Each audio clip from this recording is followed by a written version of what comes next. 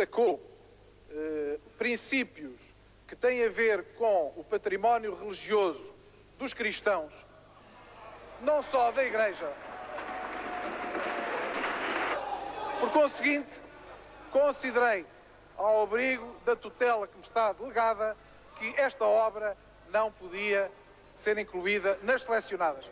As razões que foram aqui invocadas pelo Governo para eliminar certas obras são completamente inaceitáveis e reproduzem estruturalmente aquilo que ainda recentemente foi feito no Irão de Khomeini e que era feito nas ditaduras stalinistas.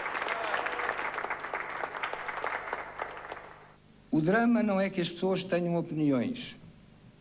Isso é ótimo. O drama é que as pessoas tenham opiniões sem saber do que falam.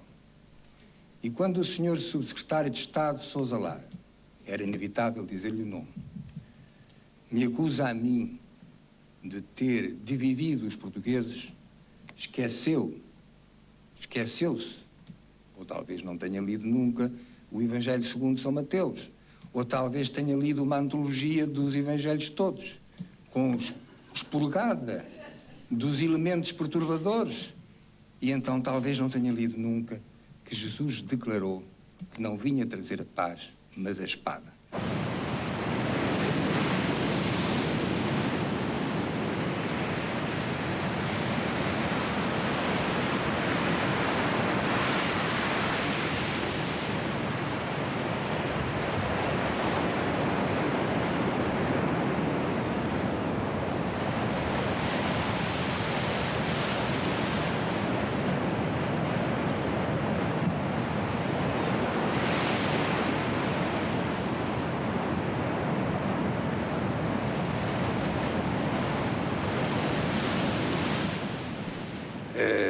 Eu estou aqui graças a um conjunto de circunstâncias que já referi, mas fundamentalmente se é necessário salientar uma delas como causa determinante, mais do que todas as outras, então a causa determinante é o Sr. ex-subsecretário de Estado da Cultura, António Sousa Lara, graças a cuja irreflexão política, é o mínimo que se pode dizer, ou a sua estupidez política e, quem sabe, a sua estupidez pessoal, me criou uma situação completamente inesperada na situação política, democrática, em que vivemos na nossa terra depois de todos aqueles anos, e subitamente sou colocado diante de um ato discricionário, de uma violência, em relação à qual eu tinha de ter uma reação qualquer, e calhou, graças a todas as outras circunstâncias, que essa reação pudesse, afinal, concretizar-se, como se concretizou, numa saída de Portugal, que não é um corte com o meu país, que ideia, nem pensar nisso, mas que, de certo modo, é uma maneira de mostrar que o que lá está não me agrada, em muitos aspectos. E, portanto, digamos que este exílio, que não é um exílio, não se trata de um exílio, não me exilei, estou apenas a viver noutro lugar, noutro país, volto a Lisboa e ia a Portugal todas as vezes que precisar. Os meus amigos estão lá, muitíssimos, também estão lá os outros, mas isso agora não conta. Mas a verdade é que, depois de me ter achado aqui, cheguei à conclusão, depois de me ter instalado como já estou, cheguei à conclusão de que estou aqui bem. Mãe amorosa, a Europa afligiu-se com a sorte das suas terras extremas ao ocidente. Por toda a cordilheira pirenaica estalavam os granitos, multiplicavam-se as fendas, outras estradas apareceram cortadas, outros rios, regatos e torrentes mergulharam a fundo para o invisível. Sobre os cumes cobertos de neve vistos do ar, abria-se uma linha negra e rápida como um rastilho de pólvora, para onde a neve escorregava e desaparecia, com um rumor branco de pequena avalanche. E nas terras baixas do litoral, os mares, cada um do seu lado, começavam a entrar pelos novos canais, misteriosas gargantas ignotas cada vez mais altas, com aquelas paredes a pique, rigorosamente na vertical do pêndulo, o corte liso mostrando a disposição dos estratos arcaicos e modernos, as sinclinais, as intercalações argilosas, os conglomerados, as extensas lentilhas de calcários e de arnitos macios, os leitos xistosos, as rochas silicosas e negras, os granitos e o mais que não seria possível acrescentar por insuficiência do relator e falta de tempo. Perguntam-me às vezes se eu acho que vivo agora numa jangada de pedra. E realmente pode entender-se assim, quando se sobrevoa Lanzarote, praticamente a ilha está toda à vista, portanto há uma espécie de aparência de uma jangada que está flutuando. Mas a verdade é que essa sensação de flutuação tive-a eu quando andava a pensar nesse livro, um livro que veio a tomar esse nome, quando sobrevoava, por exemplo, as costas da Europa ou qualquer outro lugar por onde eu andasse, essa linha de água com as ondas, a espuma que se aproxima da costa e tudo isso sempre me deu essa sensação de que a terra se deslocava e que era, enfim, essa deslocação que fazia a agitação do mar. Sabemos que não é assim, a terra está quieta, é o mar que se move, mas tive essa, e devo mesmo dizer que essa sensação, essa ilusão me ajudou muito quando se tratava de imaginar o movimento da península, enfim, aí pelos mares fora. No caso desse livro, aconteceu. Mas é realmente verdade, e parece que há uma espécie de predestinação na minha vida, ou há várias predestinações ou predestinamentos, que eu que escrevi a Jangada de Pedra completamente longe de qualquer deslocação, de qualquer mudança que me levasse a um lugar que efetivamente é muito mais Jangada de Pedra do que todas aquelas que eu tinha pensado ver antes, isso de facto é outra surpresa.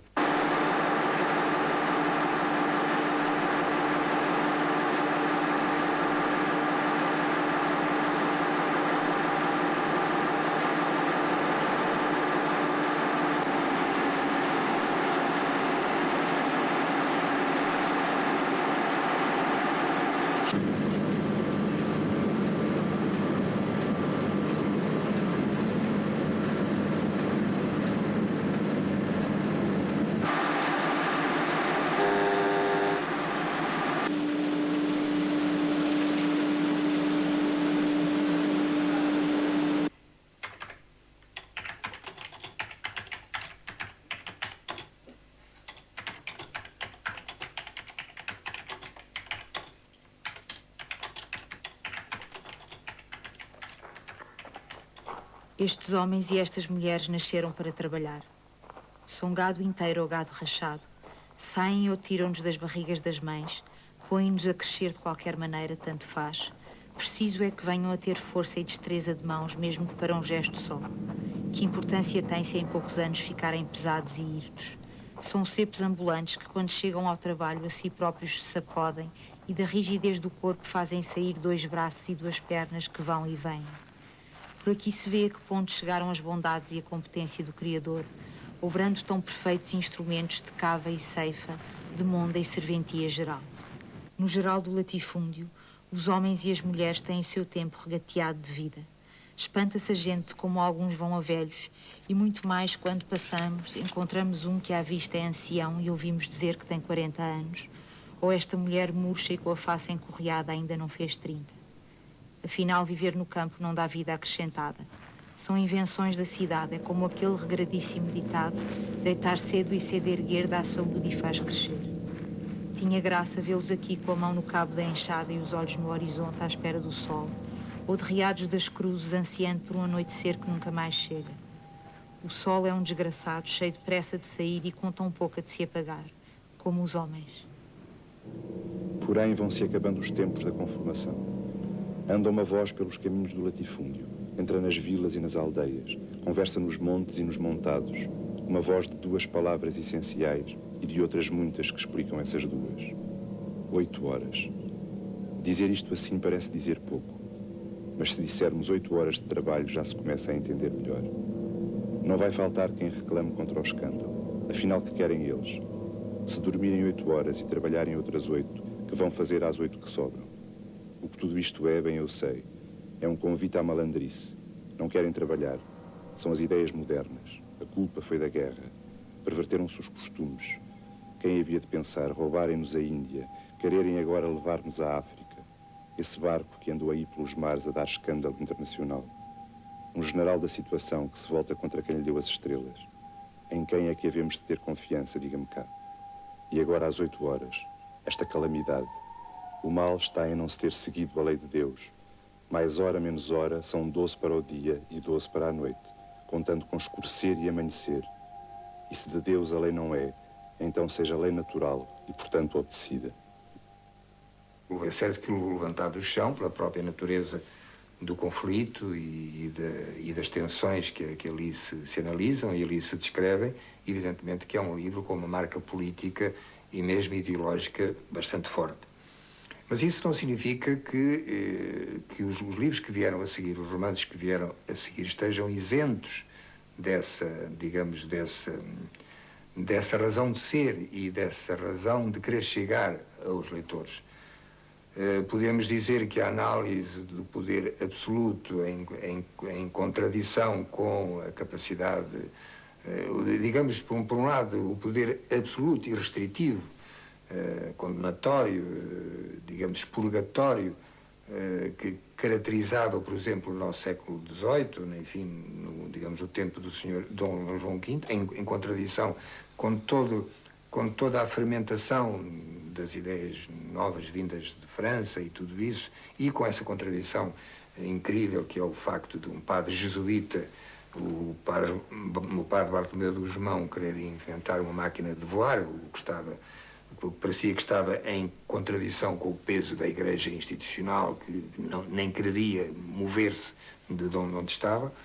Digamos que isso não dá menos para pensar, para refletir ao leitor, que o relato muito mais óbvio do levantar do chão. Perguntou El Rei: é verdade o que acaba de dizer-me Sua Eminência, que se eu prometer levantar um convento em Mafra, terei filhos? E o frade respondeu: verdade é, senhor, porém só se o convento for franciscano. E tornou El Rei: como sabeis? E Frei António disse: sei, não sei como vim a saber. Eu sou apenas a boca de que a verdade se serve para falar. A fé não tem mais que responder. Construa Vossa Majestade o convento e terá brevemente sucessão. Não o construa e Deus decidirá. Com um gesto mandou El Rei ao arrábido que se retirasse e depois perguntou a Dom Nuno da Cunha: é virtuoso este frade? E o bispo respondeu: não há outro que mais o seja na sua ordem. Então Dom João, o quinto do seu nome, assim assegurado sobre o mérito do empenho, levantou a voz para que claramente o ouvissem quem estava e o soubessem amanhã cidade e reino. Prometo, pela minha palavra real, que farei construir um convento de franciscanos na vila de Mafra, se a rainha me der um filho no prazo de 1 ano, a contar deste dia em que estamos. E todos disseram: Deus ouça a Vossa Majestade. E ninguém ali sabia quem iria ser posto à prova, se o mesmo Deus, se a virtude de Frei António, se a potência do rei, ou finalmente a fertilidade dificultosa da rainha. Esse Portugal do ouro do Brasil era pobre, tão pobre como veio a ser depois como era depois o Portugal do Salazar, porque é verdade, por exemplo, naquilo que se refere às riquezas que vieram do Brasil, quase se pode dizer que não ficou no país coisa nenhuma, sobretudo nessa época em que o João V, em que lhe entrou esse delírio das grandezas, com a construção de Mafra e outras coisas mais. Esse dinheiro, essas riquezas entravam em Portugal e seguiam diretamente para os Países Baixos, para a Alemanha, para a Itália. Não ficou aqui nada. Digamos que, relativamente, o Portugal rico digamos, do século XVIII, do tempo de Dom João V, era tão pobre no que se refere ao povo que nele vivia, como, relativamente também, o povo no Portugal do século XX, dos 50 anos que durou a ditadura. Não há uma grande diferença. Não é um Portugal rico que se opõe a um Portugal pobre. Insisto nisto. São dois Portugais pobres que estão em baixo, com uma superestrutura, no caso de Dom João V, real, a coroa, a casa, o palácio e tudo isso. E no caso do Salazar, a mediania do dono de casa, que era a sua visão económica. Mas em baixo, a pobreza era a mesma. Medita Dom João V no que fará a tão grandes somas de dinheiro, a tão extrema riqueza. Medita hoje e ontem meditou. E sempre conclui que a alma há de ser a primeira consideração. Por todos os meios devemos preservá-la, sobretudo quando a podem consolar também os confortos da terra e do corpo. Vá, pois, ao frade e à freira o necessário. Vá também o supérfluo, porque o frade me põe em primeiro lugar nas suas orações, porque a freira me aconchega à dobra do lençol e outras partes, e a Roma, se com bom dinheiro lhe pagamos para ter o santo ofício, vá mais quanto ela pedir por menos cruentas benfeitorias, a troco de embaixadas e presentes. E se desta pobre terra de analfabetos, de rústicos, de toscos artífices, não se podem esperar supremas artes e ofícios, encomendem-se à Europa, para o meu convento de Mafra, pagando-se com o ouro das minhas minas e mais fazendas, os recheios e ornamentos que deixarão, como dirá o frade historiador, ricos os artífices de lá, e a nós, vendo-os aos ornamentos e recheios, admirados. De Portugal não se requer mais que pedra, tijolo e lenha para queimar, e homens para a força bruta, ciência pouca. Se o arquiteto é alemão, se italianos são os mestres dos carpinteiros e dos alvenéus e canteiros, se negociantes ingleses, franceses, holandeses e outras reses todos os dias nos vendem e nos compram, está muito certo que venham de Roma, de Veneza, de Milão e de Génova, e de Liege, e da França e da Holanda, os sinos e os carrilhões e os candeeiros, as lâmpadas, os castiçais, os tocheiros de bronze e os cálices, as custódias de prata sobredourada, os sacrários e as estátuas dos santos de que el rei é mais devoto, e os paramentos dos altares, os frontais, as dalmáticas, as planetas, os pluviais, os cordões, os docéis, os pálios, as albas de peregrinas, as rendas, e 3.000 pranchas de pau de nogueira para os caixões da sacristia e cadeiral do coro, por ser madeira muito estimada para esse fim por São Carlos Borromeu. E dos países do norte, navios inteiros carregados de tabuado para os andaimes, tilheiros e casas de acomodação, e cordas e amarras para os cabrestantes e roldanas. E do Brasil, pranchas de angelim incontáveis para as portas e janelas do convento, para o solho das celas, dormitórios, refeitório e mais dependências, incluindo as grades dos espolgadouros, por ser incorrompível madeira, não como este rachante pinho português, que só serve para ferver panelas e sentar-se nele gente de pouco peso e aliviada de algibeiras.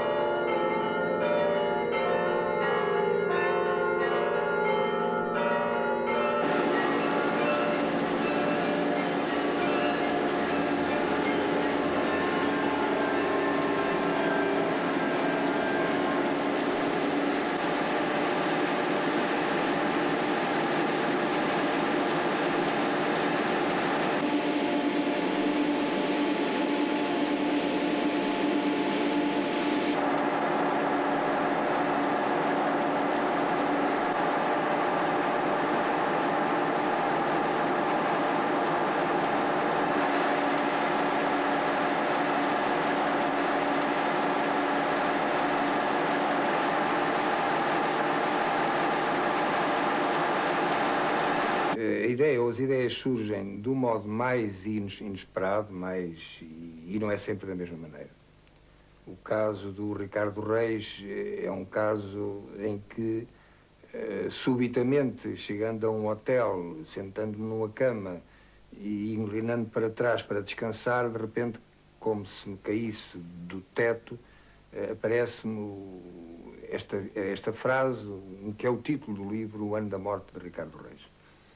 O caso do Evangelho é completamente diferente, é um caso de uma ilusão de óptica, em que me pareceu ver no conjunto dos títulos de jornais e revistas, digamos, num quiosque de jornais em Sevilha, exatamente isso, essas palavras que representam o título Evangelho segundo Jesus Cristo. Isto não quer dizer que eu esteja passivamente à espera que essas ideias surjam. Provavelmente, de um modo mais ou menos consciente, eu ando, sem me dar conta disso, à volta de um tema que ainda não está suficientemente claro na minha cabeça, e de repente isso cristaliza numa fórmula que normalmente ou é a ideia daquilo que eu pretendo dizer, e também, mais correntemente, essa ideia vem acompanhada daquilo que já vai ser o título, daí que seja muito raro que eu mude o título ao longo do livro, e até creio que não poderia começar um livro sem ter muito claramente já definido o título dele.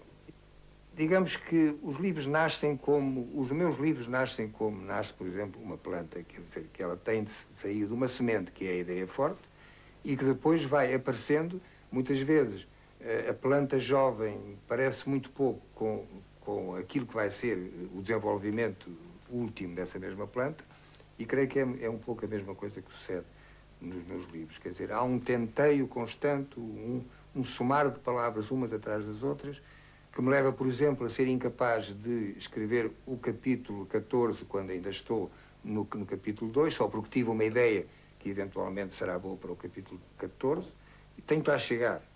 Tenho que chegar a cada palavra seguinte necessária, e para isso tenho que escrever todas as outras antes. Neste lugar a que chamam Gólgota, muitos são os que tiveram o mesmo destino fatal, e outros muitos o virão a ter. Mas este homem nu, cravado de pés e mãos numa cruz, filho de José e de Maria, Jesus de seu nome, é o único a quem o futuro concederá a honra da maiúscula inicial. Os mais nunca passarão de crucificados menores. É ele, finalmente, este para quem apenas olham José de Arimateia e Maria Madalena, este que faz chorar o sol e a lua, este que ainda agora louvou o bom ladrão e desprezou o mau, por não compreender que não há nenhuma diferença entre um e outro, ou se diferença há, não é essa, pois o bem e o mal não existem em si mesmos, cada um deles é somente a ausência do outro. Tem por cima da cabeça, resplandecente de 1000 raios, mais do que juntos o sol e a lua, um cartaz escrito em romanas letras que o proclamam o rei dos judeus, e cingindo-a uma dolorosa coroa de espinhos, como a levam e não sabem, mesmo quando não sangram para fora do corpo, aqueles homens a quem não se permite que sejam reis em suas próprias pessoas. Não goza Jesus de um descanso para os pés, como o têm os ladrões. Todo o peso do seu corpo estaria suspenso das mãos pregadas no madeiro, se não fosse restar-lhe ainda alguma vida. Abastante para o manter ereto sobre os joelhos retesados, mas que cedo se lhe acabará, a vida, continuando o sangue a saltar-lhe da ferida do peito, como já foi dito.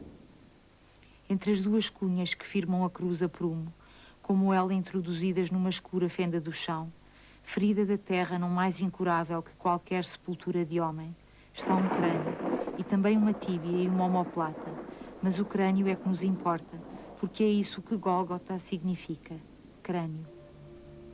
Não se sabe quem aqui pôs estes restos e com que fim o teria feito, se é apenas um irónico e macabro aviso aos infelizes supliciados sobre o seu estado futuro, antes de se tornarem em terra, pó e coisa nenhuma. Mas também há quem afirme que este é o próprio crânio de Adão, subido do negrume profundo das camadas geológicas arcaicas, e agora, porque a elas não pode voltar, condenado eternamente a ter diante dos olhos a terra, seu único paraíso possível e para sempre perdido.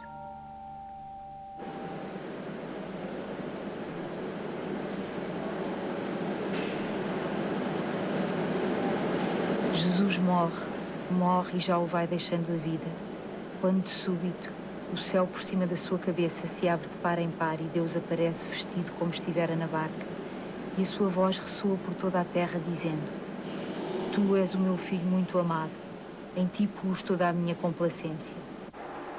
Então Jesus compreendeu que viera trazido ao engano como se leva o cordeiro ao sacrifício, que a sua vida fora traçada para morrer assim desde o princípio dos princípios, e subindo-lhe à lembrança o rio de sangue e de sofrimento que do seu lado irá nascer e alagar toda a terra, clamou para o céu aberto onde Deus sorria: Homens, perdoai-lhe, porque ele não sabe o que fez. Depois foi morrendo no meio de um sonho. Estava em Nazaré e ouvi o Pai dizer-lhe, encolhendo os ombros e sorrindo também: Nem eu posso fazer-te todas as perguntas, nem tu podes dar-me todas as respostas. Ainda havia nele um resto de vida, quando sentiu que uma esponja embebida em água e vinagre lhe roçava os lábios. E então, olhando para baixo, deu por um homem que se afastava com um balde e uma cana ao ombro. Já não chegou a ver, posta no chão, a tigela negra para onde o seu sangue gotejava.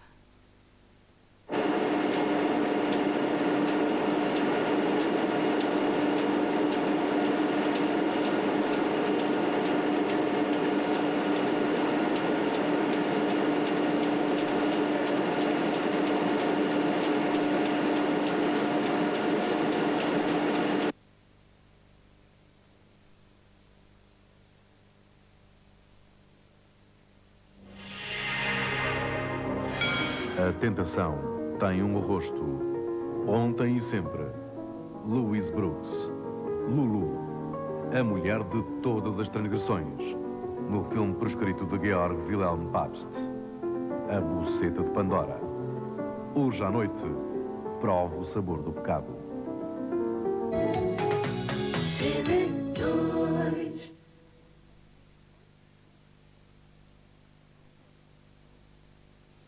Quando eu tinha os meus 18 anos, à volta disso, encontrei por acaso, li por acaso, no primeiro número da revista Atena, que não era minha, era alguém que a tinha e que me emprestou, vi uma série de odes do Ricardo Reis. E como eu era muito ignorante, mais ignorante nessa altura do que sou hoje, eu julguei que havia, de facto, um poeta que se chamava Ricardo Reis. E durante alguns meses, não foram muitos, é verdade, durante alguns meses acreditei firmemente que aquela pessoa que assinava Ricardo Reis era uma pessoa de facto. Foi, repito, mais tarde que eu soube que era apenas um heterónimo do Fernando Pessoa. E a verdade é que esta descoberta me marcou sempre. Ao ponto de, durante alguns anos, eu ter feito de certos versos do Ricardo Reis como que divisas, regras de comportamento, aquela ode célebre que começa: para ser grande, ser inteiro, por enquanto és, no mínimo que fazes, tudo isso, não é? Quer dizer, achava eu, o que é realmente contraditório, porque o mesmo Fernando Pessoa, fragmentário, disperso, incapaz de reunir-se num só, era ele que estava a dizer pela boca do Ricardo Reis: para ser grande, ser inteiro. É curioso como os autores se negam muitas vezes a si mesmos naquilo que fazem, julgando que se afirmam. E daí também, depois, essa espécie de relação conflitiva entre... Tudo isto é muito menos dramático do que o que possa parecer, evidentemente. Essa relação conflitiva com o Ricardo Reis, enfim, aquelas odes, aquela beleza, tudo aquilo, quer do ponto de vista formal, quer do ponto de vista conceptual, e a sua atitude cívica, a sua atitude cidadã, que ele dizia, que depois isso está condensado nessa frase detestável que é dele e que eu pus em epígrafe do Anda Morta de Ricardo Reis, que sábio é o que se contenta com o espetáculo do mundo. E o livro Anda Morta de Ricardo Reis quer ser muito isso, quer mostrar, pretende mostrar a esse homem que fez essa declaração, que apetece chamar monstruosa, que afinal de contas, sim senhor, então se o espetáculo do mundo constitui, ser espectador do espetáculo do mundo constitui a sabedoria, então, meu caro Ricardo Reis, em 1936, aí tens o espetáculo do mundo e agora diz-me se ser espectador disto é ser-se sábio. Sai Ricardo Reis para a rua. esta do alecrim, invariável, depois qualquer outra, para cima, para baixo, para os lados, Ferragial, Remolares, Arsenal, 24 de Julho. São as primeiras dobações do novelo, da Teia, Boa Vista, Crucifixo. Às tantas cansam-se as pernas. Um homem não pode andar por aí à toa. Nem só os cegos precisam de bengala que vá tenteando um palmo adiante, ou de cão que fareja os perigos. Um homem, mesmo com os seus 2 olhos intactos, precisa de uma luz que o preceda. Aquilo em que acredita ou a que aspira, as próprias dúvidas servem à falta de melhor. Ora, Ricardo Reis é um espectador do espetáculo do mundo. Sábio, se isso for sabedoria. Alheio e indiferente por educação e atitude, mas trêmulo porque uma simples nuvem passou. Afinal, é tão fácil compreender os antigos gregos e romanos, quando acreditavam que se moviam entre deuses, que eles os assistiam em todos os momentos e lugares, à sombra de uma árvore, ao pé de uma fonte, no interior denso e rumoroso de uma floresta, na beira do mar ou sobre as vagas, na cama com quem se queria, mulher humana ou deusa se o queria ela. Falta a Ricardo Reis um cãozito de cego, uma bengalita, uma luz adiante, que este mundo e esta Lisboa são uma névoa escura onde se perde o sul e o norte, o leste e o oeste, onde o único caminho aberto é para baixo. Se um homem se abandona, cai a fundo, manequim sem pernas nem cabeça. Teria muita graça se lhes tivesse falado de mim. Teria muita graça eu dizer-lhes que de vez em quando encontro o fantasma de Fernando Pessoa. Perdão, meu caro Reis, eu não sou nenhum fantasma. Então que é? Não lhe saberei responder, mas fantasma não sou. Um fantasma vem do outro mundo. Eu limito-me a vir do cemitério dos prazeres. Enfim, é Fernando Pessoa morto, o mesmo que era Fernando Pessoa vivo. De uma certa e inteligente maneira, isso é exato. Em todo o caso, estes nossos encontros seriam difíceis de explicar à polícia. Você sabe que eu um dia fiz aí uns versos contra o Salazar. E ele deu pela sátira, suponho que seria sátira. Que eu saiba, não. Diga-me, Fernando, quem é? Que é este Salazar que nos calhou em sorte? É o ditador português. O protetor, o pai, o professor, o poder manso. Um quarto de sacristão, um quarto de Sibila, um quarto de Sebastião, um quarto de Sidónio. O mais apropriado possível aos nossos hábitos e índole. Alguns P's e 4 S's. Foi coincidência. Não pense que andei a procurar palavras que principiassem pela mesma letra. Há pessoas que têm essa mania. Exultam com as aliterações, com as repetições aritméticas. Cuidam que, graças a elas, ordenam o caos do mundo. Não devemos censurá-las. São gente ansiosa, como os fanáticos da simetria. O gosto da simetria, meu caro Fernando, corresponde a uma necessidade vital de equilíbrio, a uma defesa contra a queda, como a maromba utilizada pelos equilibristas. Tal qual. Mas voltando a Salazar, quem diz muito bem dele é a imprensa estrangeira. Ora, são artigos encomendados pela propaganda, pagos com o dinheiro do contribuinte, lembro-me de ouvir dizer. Mas olhe que a imprensa de cá também se derrete em louvações. Pega-se num jornal e fica-se logo a saber que este povo português é o mais próspero e feliz da terra, ou está para muito breve, e que as outras nações só terão a ganhar se aprenderem connosco. Às almas dilaceradas pela dúvida e o negativismo do século, procuramos restituir o conforto das grandes certezas. Não discutimos Deus e a virtude. Não discutimos a pátria e a sua história. Não discutimos a autoridade e o seu prestígio. Não discutimos a família e a sua moral. Não discutimos a glória do trabalho e o seu dever.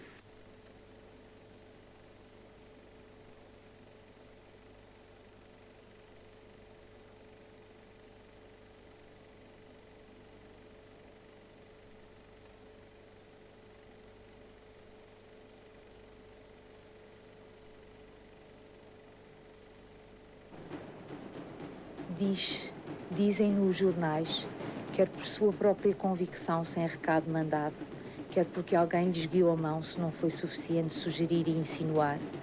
Escrevem os jornais em estilo de tetralogia, que sobre a derrocada dos grandes Estados, o português, o nosso, afirmará a sua extraordinária força e a inteligência refletida dos homens que o dirigem. Virão a cair, portanto, e a palavra derrocada lá está a mostrar como e com que apocalíptico estrondo essas hoje presunçosas nações que arrotam de poderosas. Grande é o engano em que vivem, pois não tardará muito o dia, nefasto sobre todos nos anais desta sobre todas pátria, em que os homens de Estado de além fronteiras virão às luzes terras pedir opinião, ajuda, ilustração, mão de caridade, azeite para a candeia, aqui, aos fortíssimos homens portugueses que portugueses governam. Quais são eles a partir do próximo ministério que já nos gabinetes se prepara? À cabeça, maximamente Oliveira Salazar, presidente do Conselho e ministro das Finanças. Depois, a respeitosa distância pela ordem dos retratos que os mesmos jornais hão de publicar, o Monteiro dos Negócios Estrangeiros, o Pereira do Comércio, o Machado das Colónias, o Abranches das Obras Públicas, o Betancourt da Marinha, o Pacheco da Instrução, o Rodrigues da Justiça, o Sousa da Guerra, mas passos, o Sousa do Interior, porém paz, tudo se escrevendo por extenso, para que com mais facilidade possam os peticionários encontrar o rumo certo. Ainda faltou mencionar o Duque da Agricultura, sem cuja opinião não saberia frutificar na Europa e mundo um grão de trigo.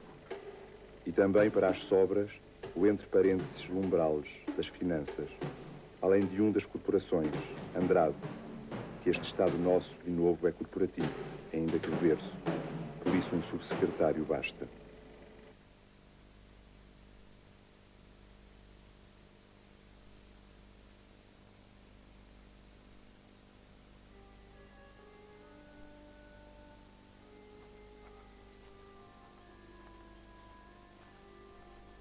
A rua desce suavemente, como em passeio. Ao menos não foram esforçados os últimos passos, a derradeira caminhada, o final acompanhamento, que a Fernando Pessoa ninguém tornará a acompanhar, se em vida realmente o fizeram aqueles que em morto o seguiram. É este o cotovelo que devemos virar. Perguntamos-nos que viemos cá fazer, que lágrima foi que guardámos para verter aqui e porquê, se as não chorámos em tempo próprio. Talvez por ter sido então menor a dor que o espanto. Só depois é que ela veio, surda, como se todo o corpo fosse um único músculo pisado por dentro, sem nódoa negra que de nós mostrasse o lugar do luto. São títulos de propriedade e ocupação. Jazigo de Dona Dionísia de Seabra Pessoa, inscritos na frontaria, sob os beirais avançados desta guarita onde a sentinela, romântica sugestão, está dormindo. Embaixo, à altura do gonzo inferior da porta, outro nome, não mais, Fernando Pessoa, com datas de nascimento e morte, e o vulto dourado de uma urna dizendo, estou aqui. E em voz alta Ricardo Reis repete, não sabendo que ouviu, está aqui. Veio de tão longe, do Rio de Janeiro, navegou noites e dias sobre as ondas do mar, tão próximo e distante lhe parece hoje a viagem. Agora que há de fazer, sozinho nesta rua, entre funerais e habitações, horas de almoçar, ao longe ouve-se o som choco da sineta. Esperava sentir, quando é que lhe chegasse, quando tocasse estes ferros, um abalo na alma profunda, uma dilaceração, um terremoto interior, como grandes cidades caindo silenciosamente porque lá não estamos, pórticos e torres brancas desabando, e afinal só e de leve um ardor nos olhos que vindo já passou. Nem tempo deu de pensar nisso e comover-se de o pensar. Não tem mais que fazer neste sítio. O que fez nada é. Dentro do jazigo está uma velha deslocada que não pode ser deixada à solta. Está também por ela guardado o corpo apodrecido de um fazedor de versos que deixou a sua parte de loucura no mundo. É essa a grande diferença que há entre os poetas e os doidos, o destino da loucura que os tomou.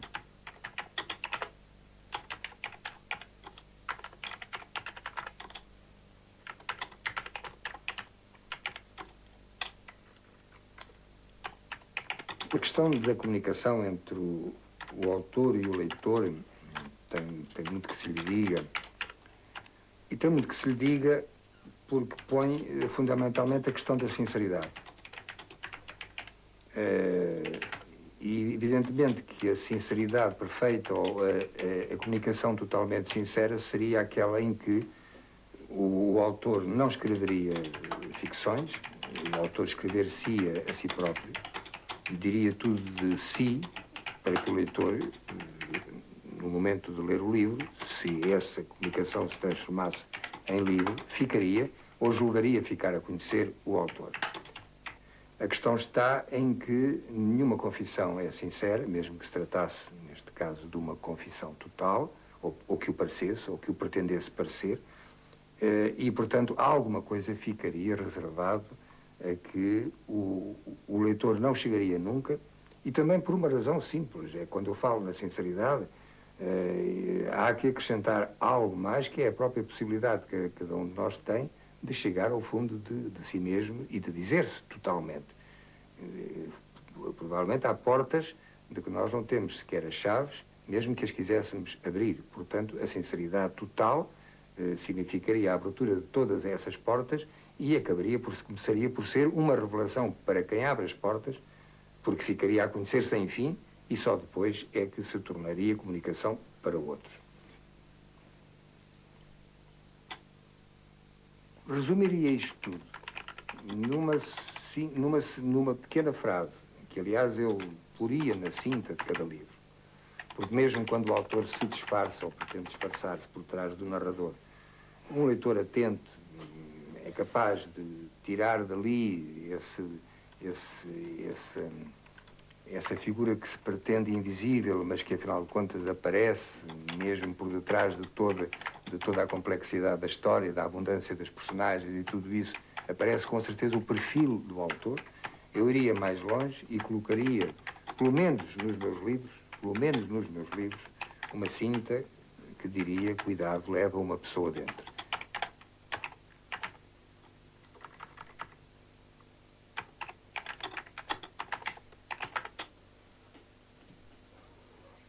Bom prazer é este de estar sentado à sombra da árvore inventada, neste cubo imenso, neste infinito deserto, a escrever com tinta de longe.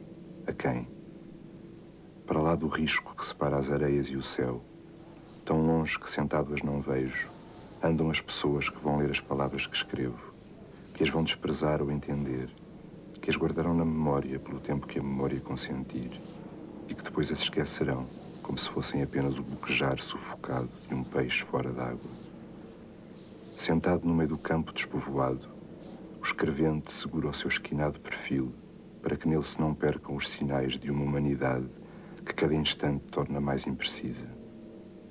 E vai pondo signos no papel, desejoso de torná-lo aberto e côncavo como o céu noturno, para que não venha a perder-se o incoerente discurso. Ressalvo agora em pequenas luzes, que levarão mais tempo a morrer.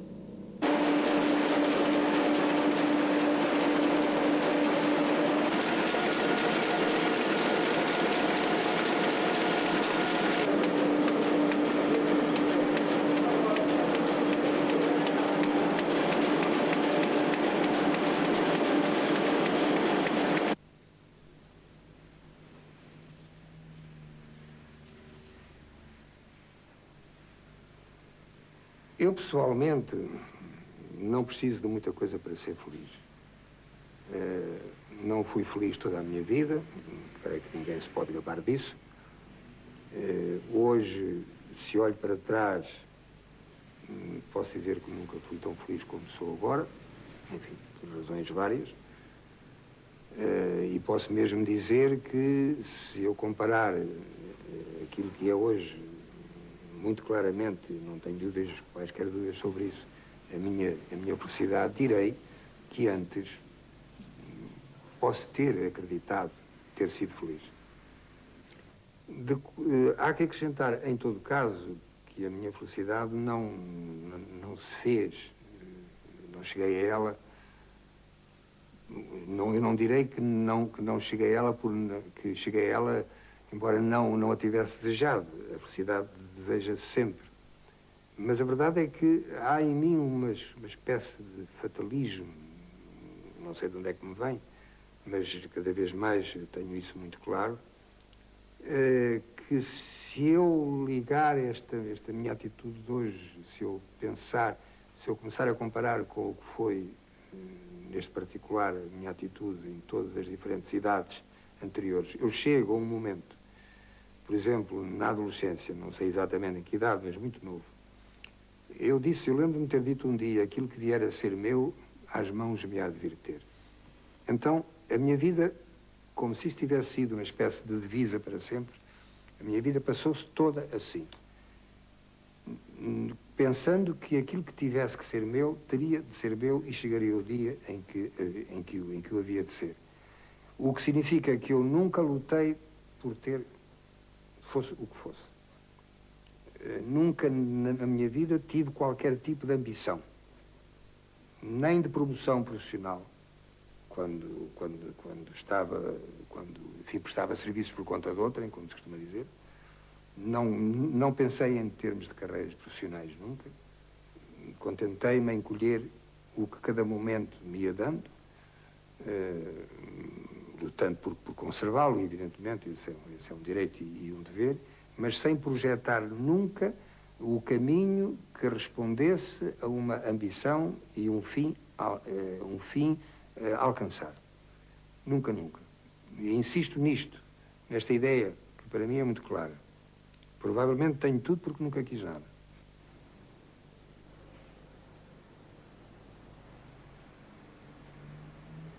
Estou deitado na margem. 2 barcos presos a um tronco de salgueiro cortado em remotos tempos oscilam ao jeito do vento, não da corrente, que é macia, vagarosa, quase invisível.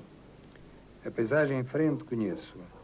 Por uma aberta entre as árvores vejo as terras lisas da Lusíria, ao fundo uma franja de vegetação verde escura e depois, inevitavelmente, o céu onde boiam nuvens que só não são brancas porque a tarde chega ao fim e há o tom de pérola que é o dia que se extingue.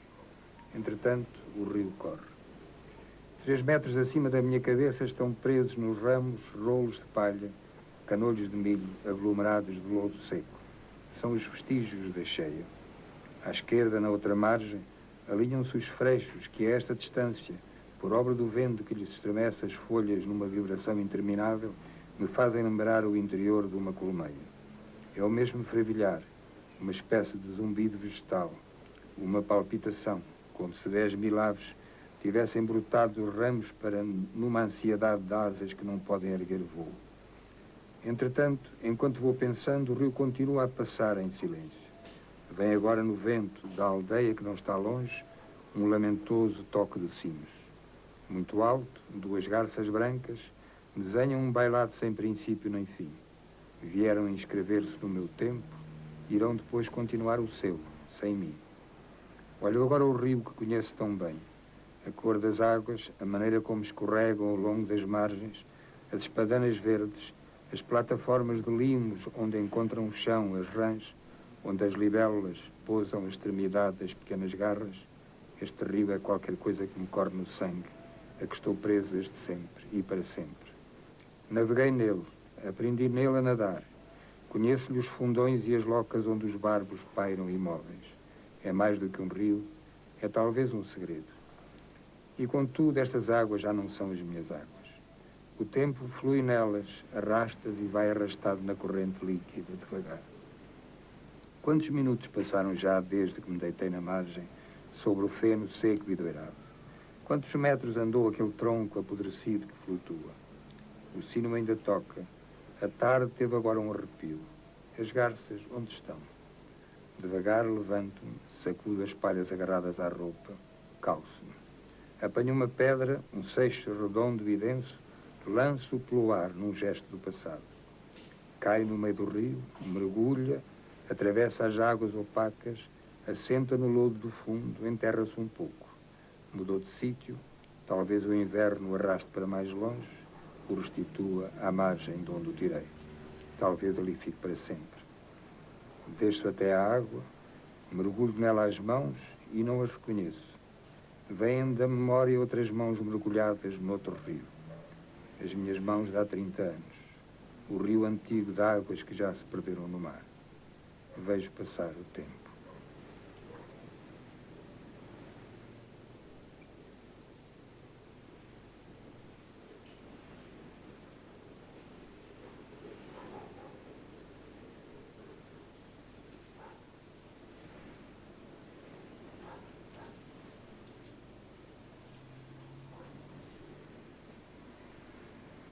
Nesta minha obsessão da relativização de tudo, eu sei perfeitamente que aquilo que eu estou a fazer hoje tem, para além do meu próprio tempo de existência, tem também terá um tempo de duração, que eu desejaria longo, mas que não está na minha mão decidir se vai ser longo.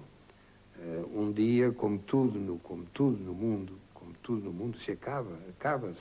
Portanto, mesmo que haja uma permanência, para além do meu próprio tempo de existência, uma permanência dos meus livros, isso durará apenas o que durar. E em 100 anos talvez ninguém saiba quem foi o José Saramago, se é que aos 50 anos depois de eu ter saído deste mundo, ainda alguém se lembrará, ou 20 ou 10. Os livros serão lidos, não serão lidos? Se realmente é porque não quero morrer, portanto, para sobreviverei. Algum tempo sairão as notícias nos jornais, os leitores terão muita pena, aqueles que gostam de mim, mas tudo isso acaba, tudo isso esquece. E um dia, esses livros entrarão no depósito das coisas esquecidas. Vamos lá ver, se nós olharmos para os grandes, esses sim, grandes escritores do passado, alguns deles não são hoje mais que o nome que têm e cuja memória ainda conservamos. Mas, provavelmente, muito daquilo que se escreveu já não é lido.